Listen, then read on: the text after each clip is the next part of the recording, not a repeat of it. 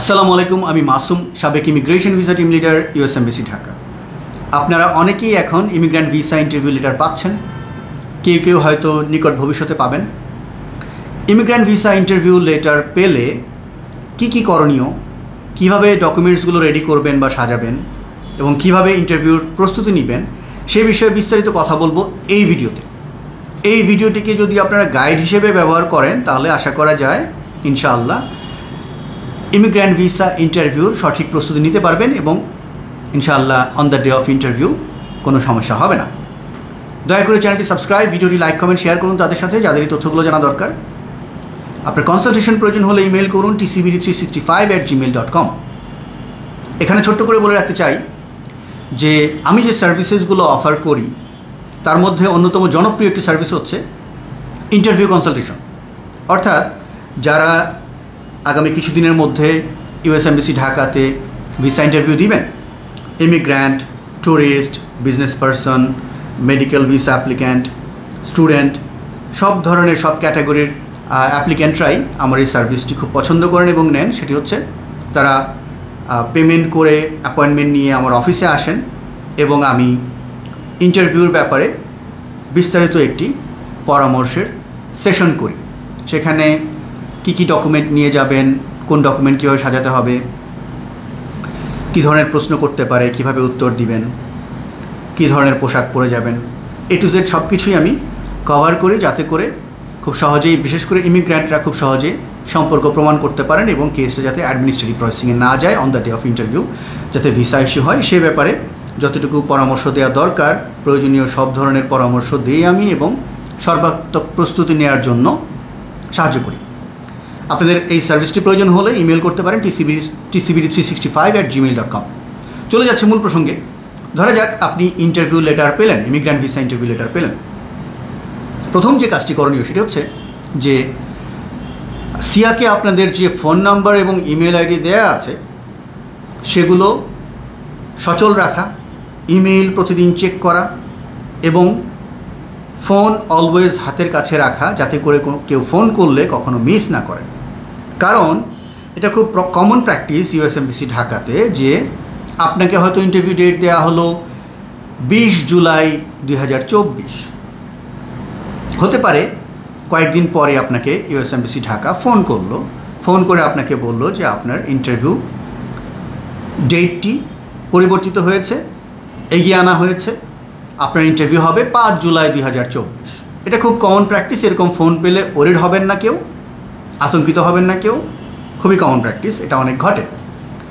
কাজেই interview letter পেলে আপনাকে এই বিষয়টি মাথায় রেখেই প্রস্তুতি নিতে হবে। সো ফোন এবং ইমেইল মিস করা যাবে না, প্রথম কথা। দ্বিতীয় কথা হচ্ছে পুলিশ সার্টিফিকেট যদি এক্সপায়ার হয়ে থাকে, পুলিশ সার্টিফিকেট নতুন করে করার জন্য আবেদন করে ফেলতে হবে ইমিডিয়েটলি। আজকে ইন্টারভিউ লেটার পেলাম, আজকে বা কালকের মধ্যেই নতুন পুলিশ সার্টিফিকেটের জন্য আবেদন করে ফেলবো যদি এক্সপায়ার হয়ে থাকে। ইমিগ্র্যান্ট ভিসার জন্য যে ছবি তুলতে হয় 2 ইঞ্চি বাই 2 ইঞ্চি সাদা ব্যাকগ্রাউন্ড, চুল কান দেখা যেতে হবে, সেই ছবি তুলে ফেলতে হবে। আচ্ছা, ইন্টারভিউর কমপক্ষে 3 সপ্তাহ আগে মেডিকেল টেস্ট করে ফেলতে হবে। 3 সপ্তাহ আগে যদি আপনি মেডিকেল টেস্ট করতে চান তারও আগে আপনাকে অ্যাপয়েন্টমেন্ট নিতে হবে মেডিকেল সেন্টারের সাথে। মেডিকেল সেন্টারের ফোন নাম্বার আছে, ওয়েবসাইটে গেলেই পেয়ে যাবেন।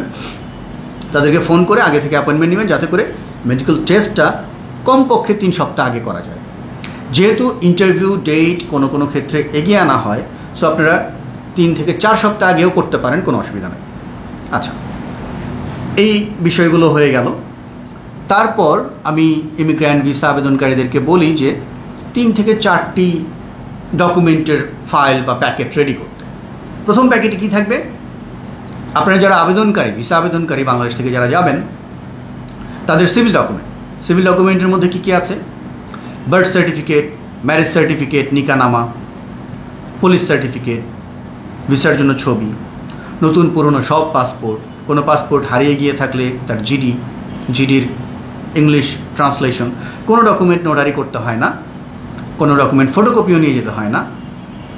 ইংলিশ ট্রান্সলেশন যখন করবেন অটোমেটিক্যালি তারা নোটারির সিল দিয়ে দেবে, আলাদা করে নোটারির কোনো কিছু করতে হয় না।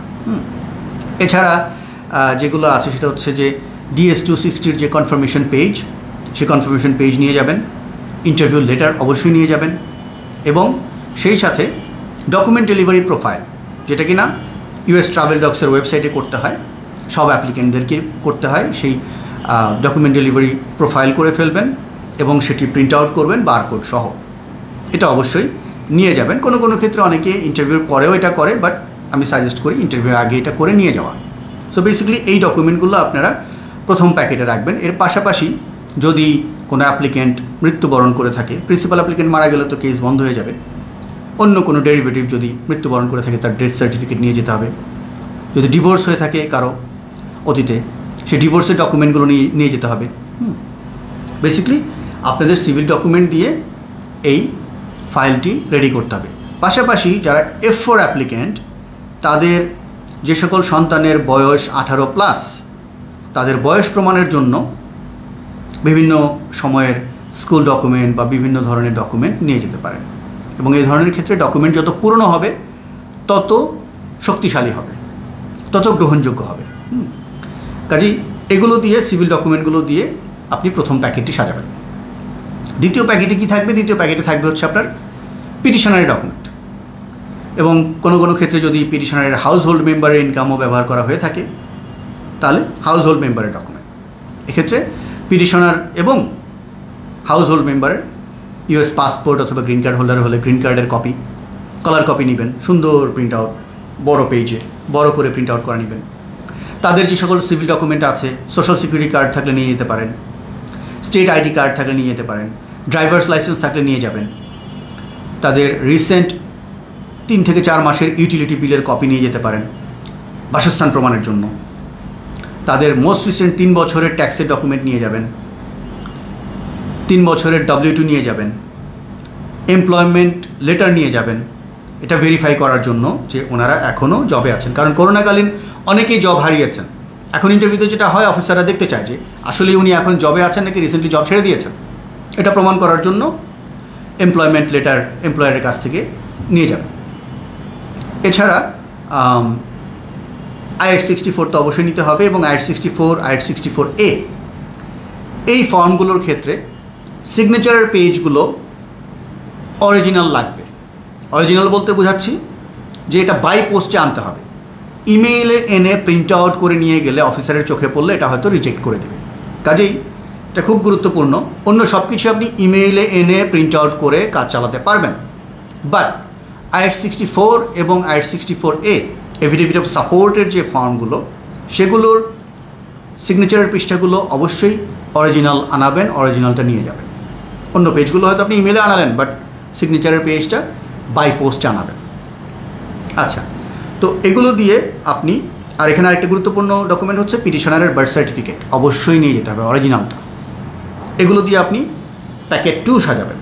এখানে প্যাকেট 2তে থাকবে পিটিশনার এবং যদি তার হাউস হোল্ড মেম্বারকে ইউজ করা হয়ে থাকে হাউস হোল্ড মেম্বারের ডকুমেন্ট, এবং তাদের মধ্যে রিলেশনশিপ প্রমাণ করার জন্য যদি হাজব্যান্ড ওয়াইফ হয়ে থাকে ম্যারেজ সার্টিফিকেট, নিকা নামার কালার ফটোকপি নিয়ে গেলেই চলবে, অরিজিনাল না নিলেও সমস্যা হবে না।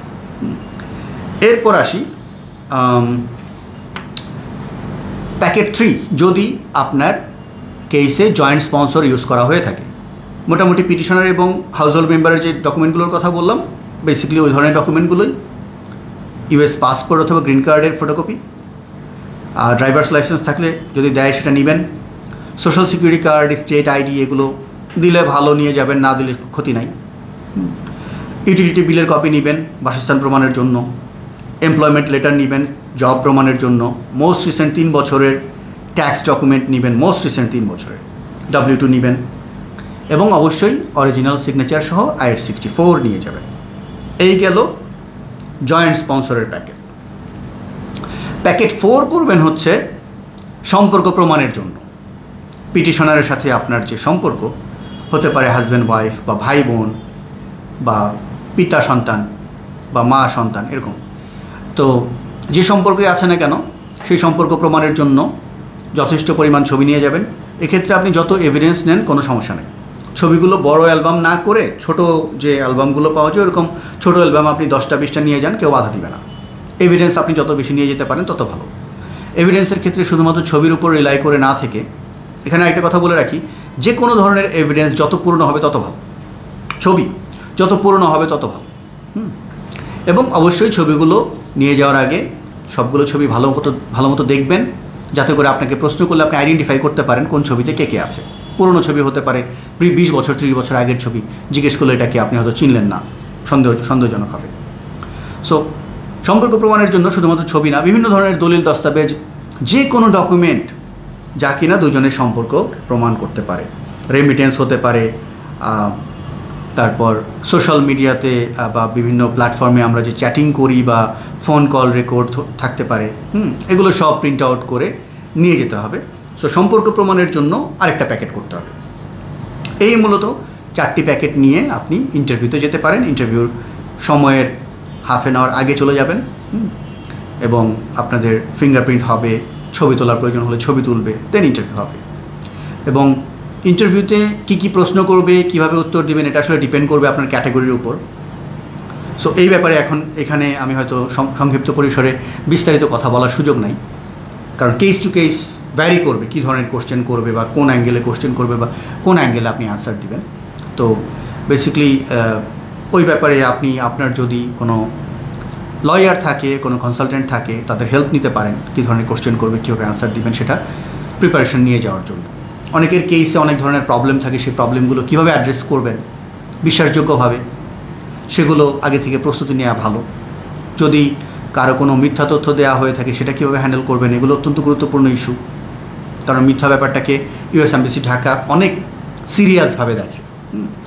আমাদের দেশের অনেকের মানসিকতা এরকম যে মিথ্যাকে আমরা বিভিন্ন রকমের স্কেলে মাপি, যে এটা সামান্য মিথ্যা, এটা মাঝারি ধরনের মিথ্যা, এটা বড় ধরনের মিথ্যা, ইত্যাদি ইত্যাদি। বাট ইউএস এমবাসি ঢাকার অফিসারদের কাছে মিথ্যাই। ব্যাপারটা এরকম না যে আমি ভুল করেছি, ব্যাপারটা তার কাছে এরকম যে হয় মিথ্যা তথ্য দিয়েছি আমি, না হয় সত্য তথ্য দিয়েছি আমি, দুইটার একটা। কাজেই মিথ্যা ব্যাপারটাকে খুব সিরিয়াসলি নিতে হবে। অনেকেই F4 কেসে বিশেষ করে সন্তানদের জন্ম তারিখটা চেঞ্জ করে নেন, এটা কোনোভাবেই করা যাবে না। ইমিগ্রেশন বেনিফিট পাওয়ার জন্য যদি কোনো তথ্য হাইড করেন বা মিথ্যা তথ্য দেন, এটা অত্যন্ত ভয়ঙ্কর এবং আপনাকে 99 ইয়ার্সের ব্যান দিতে পারে। কাজেই সঠিক প্রস্তুতি নেওয়া অত্যন্ত গুরুত্বপূর্ণ। আমি যে গাইডলাইনটা দিলাম, এটা বেসিক্যালি একটা general guideline. In most cases, বেশিরভাগ সলিড কেস তাদের এই গাইডলাইন থেকেই সমস্যা সমাধান হয়ে যাওয়া উচিত মনে করি। কারো যদি কেসে ডিফারেন্ট কোনো সিনারিও থাকে, কোনো ইস্যুস থাকে, আপনারা অবশ্যই ভালো কারো পরামর্শ নেবেন। আমার পরামর্শ নিতে হলে ইমেল করতে হবে tcbd365@gmail.com। অটো রিপ্লাই পাবেন, সেখানে বিস্তারিত লেখা আছে কি করতে হবে। ভালো মতো পড়ে পরবর্তী সিদ্ধান্ত নিতে পারেন। অনেক ধন্যবাদ ভিডিওটি দেখার জন্য। আসসালামু আলাইকুম।